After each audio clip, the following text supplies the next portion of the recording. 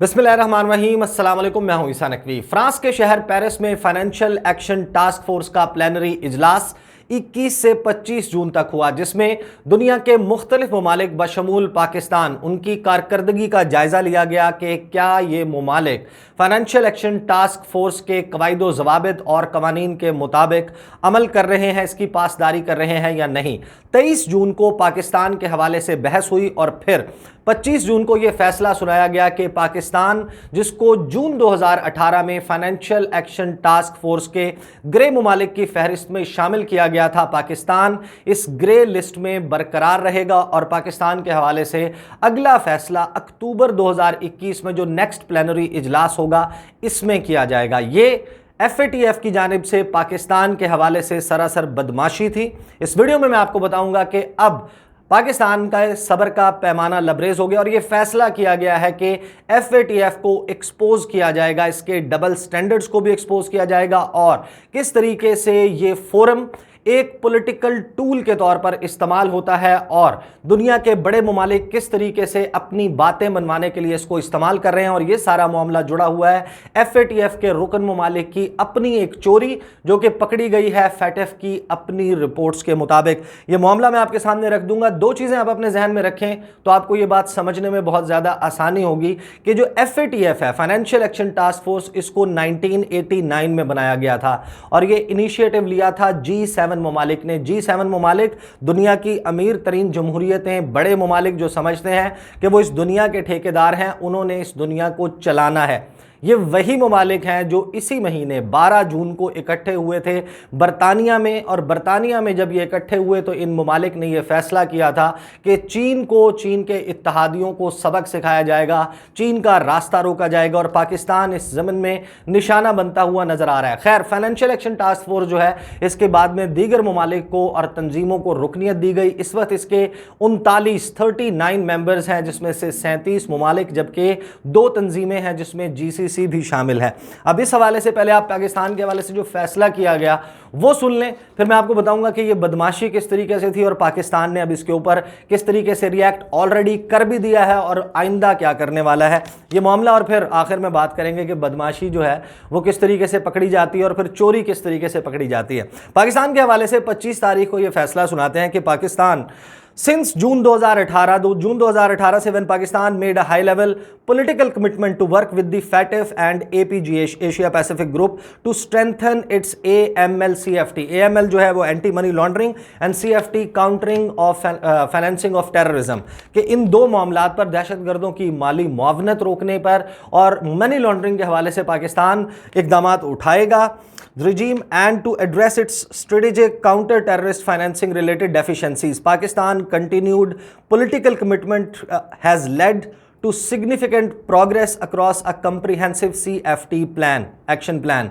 पाकिस्तान की तारीफ की गई कि पाकिस्तान ने अब तक बहुत ही बेहतरीन काम किया। 2018 से अब तक इन्होंने बड़ी कमिटमेंट दिखाई है, पॉलिटिकल कमिटमेंट दी गई थी, उसको मीट किया गया है। 27 नुकाती पाकिस्तान को एक्शन प्लान दिया गया था जिसमें इन्होंने कहा कि 26 पर मुकम्मल तौर पर पाकिस्तान ने अमल दरामद कर लिया। ये पाकिस्तान की तारीफ़ें करने के बाद अचानक फिर ये कहते हैं कि पाकिस्तान जो है उसको मज़ीद ये 6 काम करने की ज़रूरत है। और जो आखिरी नुक्ता 27वां पॉइंट जो कि प्रोसिक्यूशन से रिलेटेड है कि जो लोग या इंडिविजुअल्स जो अक़वाम मुत्तहिदा की करारदाद 1373 है या 1267 है उसके तहत जिनको नामज़द किया गया, डेजिग्नेट किया गया, जिनको टेररिस्ट डिक्लेयर किया गया है, उनके ऊपर सख्त इक़दामात उठाएँ, उनकी सज़ाएँ दी जाएँ।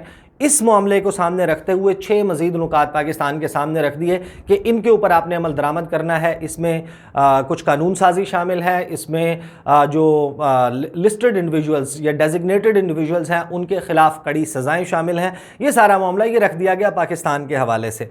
अब ये किस तरीके से बदमाशी है, पहले आप 23 जून की स्टेटमेंट देखें शाह महमूद कुरैशी की। शाह महमूद कुरैशी 23 जून को, जिस दिन पाकिस्तान का मामला डिस्कस किया जा रहा है FATF की जानिब से, उस दिन ये बयान जारी करते हैं। वज़ीर ख़ारजा शाह महमूद कुरैशी कहते हैं कि FATF एक टेक्निकल फोरम है اب یہ ڈکلیئر کر رہے ہیں کہ FATF ایک ٹیکنیکل فورم ہے.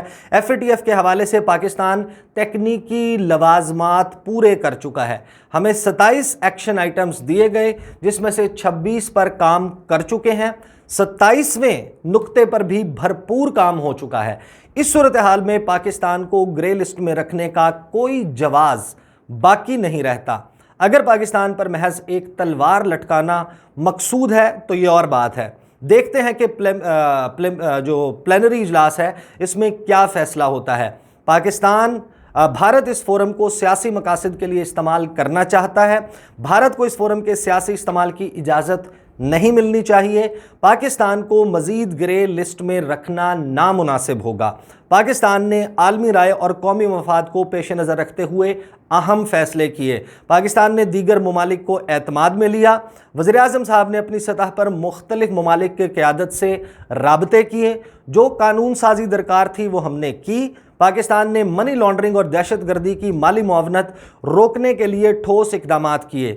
گرے لسٹ کا تحفہ ہمیں ورثے میں ملا. ہماری حکومت آنے سے پہلے پاکستان گرے لسٹ میں جا چکا تھا. ہم نے پاکستان کو گرے لسٹ سے نکالنے کے لیے ہر ممکن کوشش کی.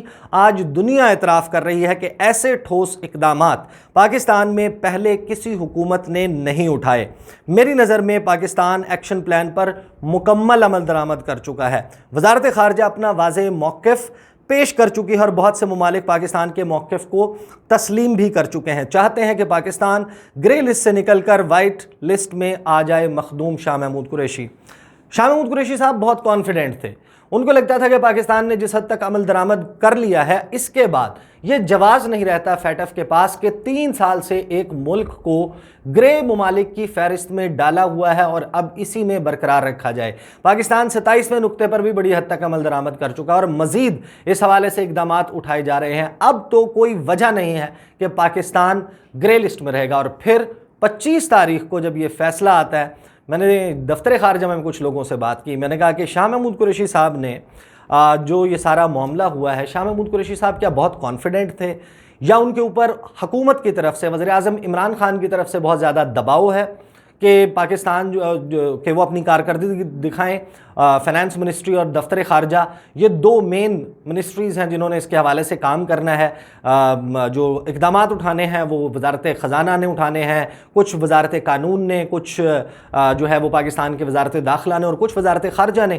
تو یہ کیا پریشر عمران خان کی طرف سے ہے یا پھر شاہ محمود قریشی جو ہے ان کو یہ لگتا ہے کہ اب اس معاملے پر کوئی مسئلہ ہی نہیں ہونا چاہیے پاکستان کو؟ تو وہ کہتے ہیں کہ واقعاً اس حوالے سے پاکستان بہت کانفیڈنٹ تھا کہ یہ ممکن نہیں کہ اب پاکستان کو FATF کی گرے لسٹ میں برقرار رکھا جائے. اس کی وجہ کیا بتاتے ہیں؟ وہ یہ کہتے ہیں کہ ہم نے FATF کی اپنی جو انٹرنل بہت ساری رپورٹس ہیں ان کو سٹڈی کیا اور اس کے مطابق یہ جو 39 رکن ہیں, 39 ممبرز ہیں, ان میں سے 2 تنظیموں کو نکال دیں تو باقی بچتے ہیں 37 ممالک.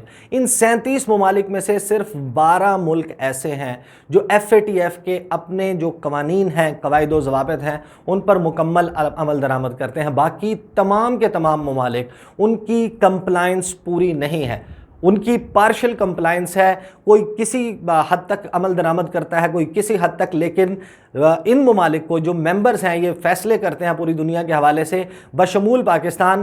یہ ممالک ممبرز ہیں FATF کے اور یہ خود کمپلائنس پوری نہیں کرتے. اس کے بعد کیا جواز رہ جاتا ہے کہ پاکستان کو اتنی بہتر کمپلائنس کے باوجود گرے لسٹ میں رکھا جائے. اب یہ سارا معاملہ جب ہوا اس کے بعد اب یہ واضح طور پر نظر آ رہا ہے کہ پاکستان نے فیصلہ کر لیا ہے کہ FATF کی بدماشی اور جس طریقے سے بھارت اس کو پاکستان کے خلاف اپنا انفلوئنس, اپنا کلاؤٹ استعمال کرتے ہوئے استعمال کر رہا ہے اور اب امریکہ اس میں شامل ہو گیا ہے. وہ 4 نکات کیا ہیں میں آپ کے سامنے رکھ دوں گا. پہلے سن لیں کہ پھر 26 جون کو کیا ہوا.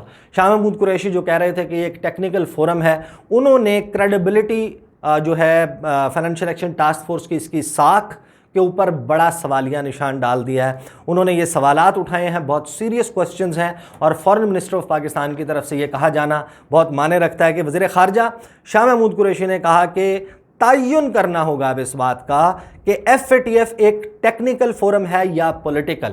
इसको जिस तरीके से सियासी मकासद के लिए पाकिस्तान के हवाले से इस्तेमाल किया गया है तो ये सवाल जायज़ बनता है। आगे उन्होंने कहा कि देखना होगा कि इस फोरम को सियासी मकासद के लिए तो इस्तेमाल नहीं किया जा रहा।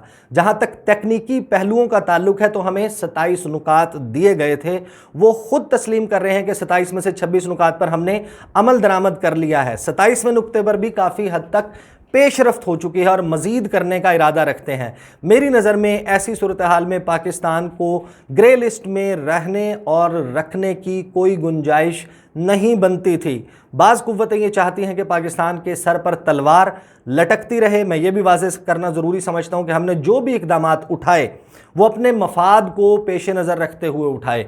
हमारा मफाद ये है कि मनी लॉन्ड्रिंग नहीं होनी चाहिए। पाकिस्तान की मंशा ये है कि दहशत गर्दी की माली मुआवनत का तदारुक करना है, जो पाकिस्तान के मफाद में है और वो हम करते रहेंगे। ये तो अब एक बाकायदा पाकिस्तान लॉस्ट इट्स कूल, जिस तरीके से पाकिस्तान की तरफ से डिप्लोमेटिक स्टेटमेंट्स जून 2018 के बाद से अब तक दी जाती रहीं, फैटफ के हवाले से अपनी सफाइयाँ इससे पहले भी पेश की जाती रहीं। अब वो सफाइयाँ पेश करने से हटकर फैटफ को उसका आईना दिखाने का वक्त आया हुआ है और ये कहा जा रहा है कि इस फोरम को, जो कि टेक्निकल फोरम था, एक पॉलिटिकल फोरम बना दिया गया है। वजूहात क्या हैं? एब्सोल्युटली नॉट का इंटरव्यू आप सुन चुके होंगे, जिसमें अमेरिका को अड्डे देने के हवाले से वाज़े तौर पर इनकार कर दिया गया है। चाइना के हवाले से पाकिस्तान का जो बॉन्डिंग है वो मजबूत से मजबूत तर होती जा रही है और ये वही ममालिक G7 जो सरगना है इसके फाइनेंशियल एक्शन टास्क फोर्स के, वो चीन के हवाले से क्या फ़ैसला कर चुके हैं, अगर आप वो जहन में रखेंगे तो आपको समझने में आसानी होगी कि पाकिस्तान के साथ क्या हो रहा है। तीसरा फैक्टर जो है वो इंडिया फैक्टर है कि भारत किस तरीके से इस फोरम को अपनी लॉबिंग करके इस्तेमाल कर रहा है पाकिस्तान के ख़िलाफ़। उसके बाद चौथा फैक्टर फ्रांस का है। फ्रांस जो है उसके हवाले से आपको पता है कि यहाँ पर TLP के एहतजाज, पाकिस्तान का जो ब्लास्फेमी है उसके हवाले से एक दो टोक मौक़िफ़ जो हुकूमत ने जिस तरीके से गुफ्तगू की उसके ऊपर फ्रांस सीख पा है। फ्रांस भी नहीं चाहेगा कि पाकिस्तान जो है उसको रिलैक्सेशन मिले इस हवाले से। और अब अक्रॉस द बोर्ड पाकिस्तान में ये सवालात उठाए जा रहे हैं कि फैटफ जो है उसका अपना असल चेहरा ये है कि उसके रुकन ममालिक में से सिर्फ 12 हैं जो उसके कवानीन पर कंप्लाइंस करते हैं। बाकी ममालिक जो ख़ुद कंप्लाइंस नहीं करते वो मिलकर फ़ैसला करते हैं कि पाकिस्तान को ग्रे लिस्ट में बरकरार रखा जाए। ये अहम मामला है, किस तरीके से आगे चलेगा पाकिस्तान इफ़ेक्टिव डिप्लोमेटिक एफ़र्ट्स के साथ अक्टूबर 2021 तक पाकिस्तान बाहर आने में कामयाब होगा या नहीं। ये सारी चीज़ें मैं इसको फॉलो करता रहूँगा अपने चैनल पर इंशाल्लाह। अगली वीडियो में आपके साथ मुलाकात होगी। मुझे इजाज़त दीजिए। अल्लाह हाफ़िज़।